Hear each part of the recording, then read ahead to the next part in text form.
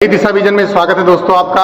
और बहुत अच्छी खबरें आज की वीडियो में हैं। पहली बात तो जो संशोधित शिक्षक भर्ती थी उसमें जो है कोर्ट के आदेश पर उसको संशोधन करके नई लिस्ट जारी की गई है, जिसका मैं आप लोगों को स्क्रीनशॉट भी दिखा रहा हूं। यहाँ पर सबसे बड़ी बात है NIVS DLED केस को लेकर के, और कई ऐसे पहलू निकल करके आए हैं। मैं उसके बारे में आपको अगला वीडियो डिटेल से बनाऊंगा कि उसमें कौन कौन से पहलू हैं जो केस को मजबूती प्रदान कर रहे हैं। दोस्तों, NIVS DLED का पक्ष बेहद मजबूत है सुप्रीम कोर्ट में।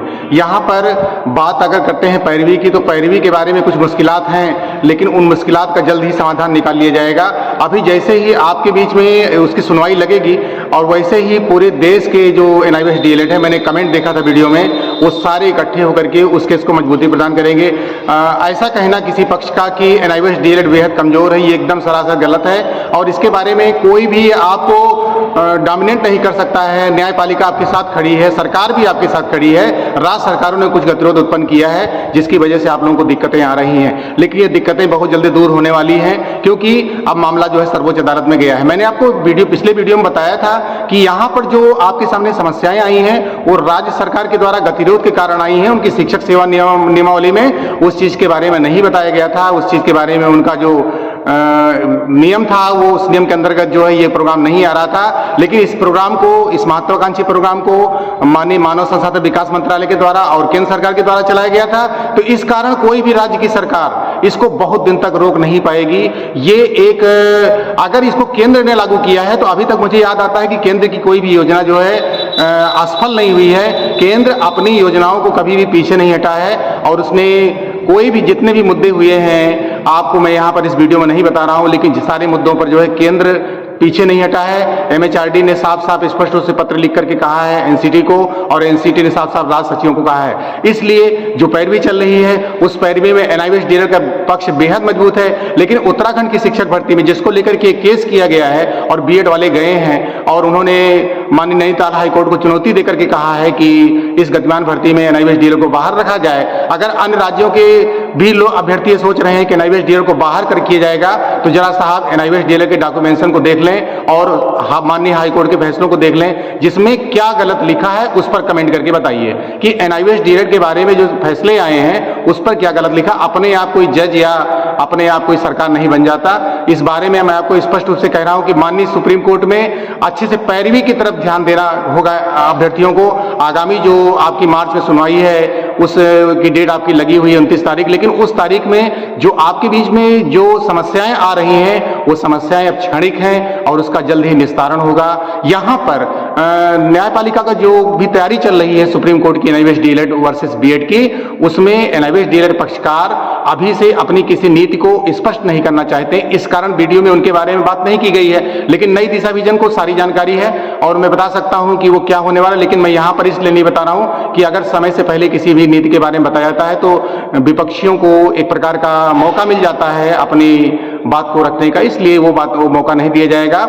यहाँ पर आप जैसा कि देख पा रहे हैं कि जितने भी पक्षकार हैं वो अपनी बातों को किसी सोशल मीडिया पर नहीं बताएंगे, लेकिन रणनीति बहुत बेहद मजबूत है और अभ्यर्थी लगातार जो है इस बात को लगे हुए। लेकिन दोस्तों, कुछ निराशा भी साथ में है। निराशा है सुनवाई को लेकर के। सुनवाई को लेकर के जो अभी तक सुप्रीम कोर्ट में रस है, जैसा कि चीफ जस्टिस U ललित ने भी बताया था कि यहाँ पर जो जज हैं उनकी कमी है और कॉलेजियन सिस्टम पर भी सवाल उठाए गए थे। तो उन सारी बातों को वीडियो का मुद्दा नहीं बनाया जा सकता, लेकिन मैं यहाँ पर स्पष्ट रूप से कह सकता हूँ एक बेहद मजबूत और बेहद स्ट्रांग पोजीशन में NIVS DLED चल रहा है। आपने देखा कि जहां पर धैर्य के साथ लड़ाई लड़ी गई है वहां पर NIVS DLED अभ्यर्थियों की जीत ही हुई है और उनको किसी भी आधार पर पराजित नहीं किया सकता है। स्वयं इसका प्रमाण है NCT।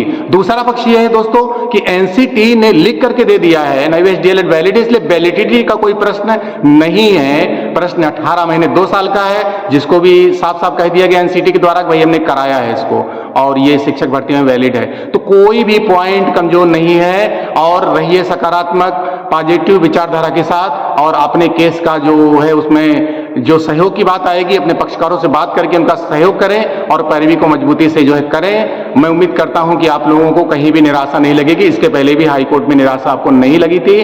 बात उत्तर प्रदेश की कर लेते हैं तो उत्तर प्रदेश NIVS DLED की समस्या केवल एक रही है, अच्छे से सुनवाई ना हो पाना। उसका कारण है इलाहाबाद हाईकोर्ट में अधिकांश केसों का लगना। इस वजह से सुनवाई नहीं हो पा रही थी। दूसरी बात, कोर्ट अगर ये मानता है कि ये अर्जेंट के मैटर नहीं है तो उसकी सुनवाई लेट की जाती है और वो अनलिस्टेड कर दिया जाता है केस, और लिस्टेड में महत्वपूर्ण फैसलों को ही लिया जाता है। तो उत्तर प्रदेश की जो समस्या है वो केवल यही है। आपको यूपी टेट में बैठने की अनुमति मिली थी कोर्ट के आदेश से, लेकिन रिजल्ट जो है कोर्ट के अधीन था और उसका फैसला आना भी बाकी है। लेकिन ये पूरी उम्मीद की जा सकती है कि एनआईवीएच डीएलएड अभ्यर्थियों को उत्तर प्रदेश में भी जीत मिलेगी। और इस बात को रणनीतिकार अच्छी तरह से समझ लें कि एनआईवीएच डीएलएड कोई हवा नहीं है, एक मानव संसाधन विकास मंत्रालय के द्वारा चलाई गई योजना है जिसमें अप्रशिक्षित शिक्षकों को किया गया था, और माननीय हाई कोर्ट ने अप्रशिक्षित शिक्षकों को आगे फॉरवर्ड किया और ये कहा कि इनको आगे भी कहीं किसी जॉब में नौकरी करने का पूरा अधिकार है।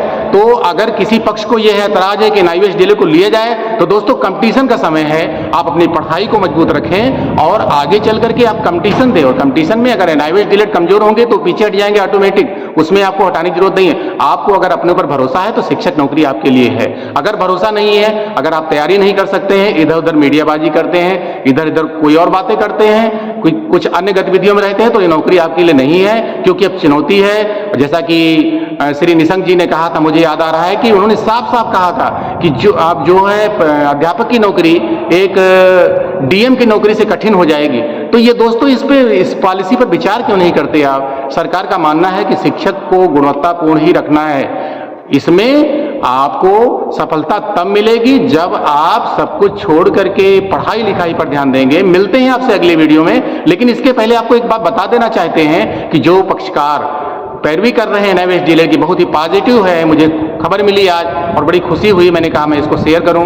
क्या खबर मिली इसको मैं सोशल मीडिया पे यहां नहीं बता रहा हूं, लेकिन एक बहुत ही पॉजिटिव न्यूज निकल करके दोस्तों आई और समय रहते आपको जरूर बताऊंगा। ये सारे से बताऊंगा अगर नहीं बोल सकता हूं, लेकिन ये मान के चलिएगा कि सुप्रीम कोर्ट की सुनवाई आपकी 29 तारीख को लगे या ना लगे, लेकिन आप एक बेहद मजबूत पक्ष की कंडीशन चल रहे हैं और आपको सफलता मिलना तय है। किसी प्रकार की हरासमेंट की बात नहीं है, लेकिन अगर बयानबाजी करने की जगह पर अगर अपने साथियों का सहयोग करेंगे तो अच्छा रहेगा।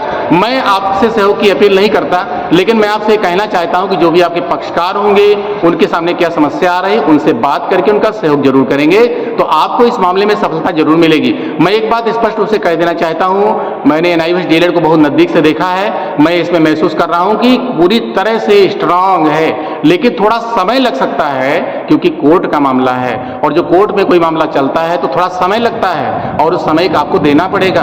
आप अगर ओवर एज हो रहे हैं तो ये समस्या बीएड अभ्यर्थियों और डीएलएड अभ्यर्थियों के साथ भी आ रही है, सब ओवर एज हो रहे हैं, लेकिन एज फैक्टर की बात इस पर डिपेंड नहीं करती। आप जहां रहें अपने अच्छे से अपने रोजगार को करें, अपने आप को स्ट्रांग करें कि आप जहां रहें जिस लायक रहें उस लायक ही पैसा कमा सकें। आपके पास तमाम विकल्प खुले हुए हैं। तो मिलते हैं आपसे अगले वीडियो में और जल्द ही आपको बात बताएंगे कि आगे क्या हो रहा है। जय हिंद।